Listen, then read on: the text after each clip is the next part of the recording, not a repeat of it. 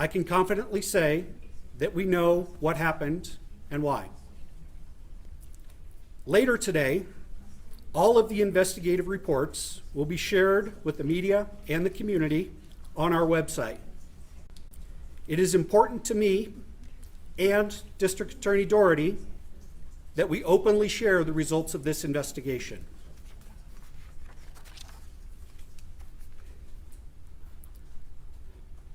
The Marshall Fire is actually comprised of two fires. The first started on a residential property at 5325 Eldorado Springs Drive, shortly after 11 a.m. At that location, 6 days before the Marshall Fire, on December 24th, a fire was conducted by the residents on that property to dispose of scrap wood and tree branches. The fire drew the attention of a passerby who called the Boulder County Communications Center and reported it to us. Firefighters from the Mountain View Fire Protection District, along with the sheriff's deputy, responded. The weather conditions on December 24th were cool and damp with no significant winds. When the firefighters arrived and met with the residents, it was determined that they intended to let the fire burn out and then bury it. Given the weather on that day, the fact that there was a large water source on the property, which can actually be seen on this third photograph to my left, on the far left side, you can see an above ground pool that at the time was filled with water. It's now iced over due to these photos being taken shortly after the fire.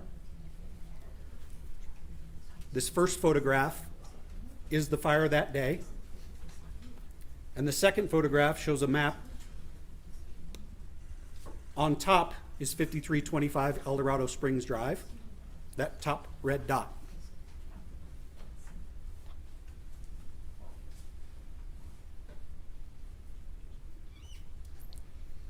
Given that there was the large water source on the property and the plan to cover the coals with dirt, the fire department believed the fire was being conducted responsibly.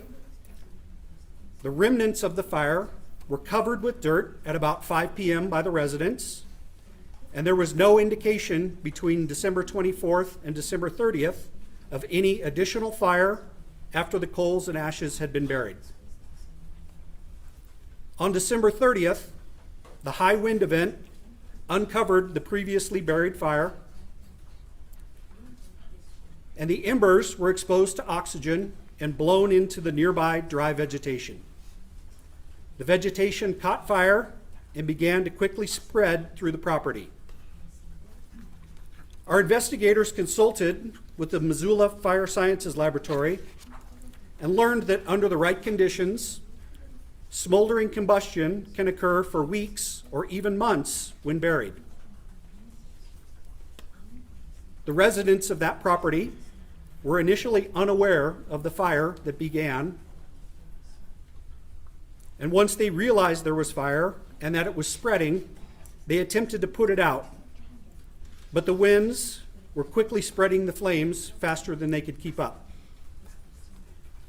The first responding firefighters reported that the shed on the property, which was widely publicized in social media and in the media, was not burning when they first arrived.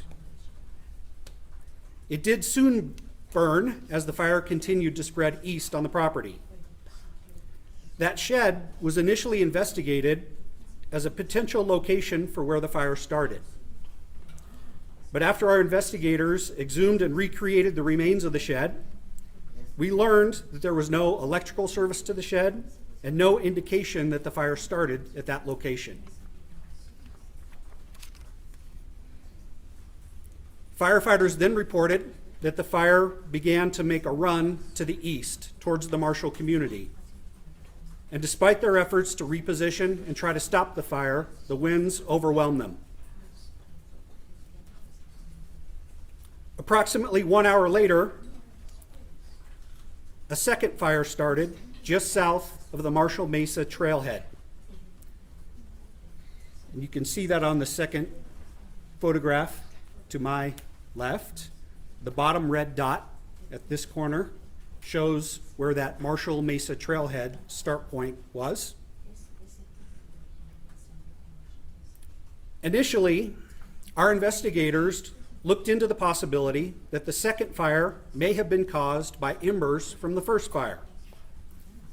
Given the fact that the second fire was approximately 2,000 feet south and west of the first fire, investigators quickly determined that it was not likely that embers moved that far against the wind and started the second fire.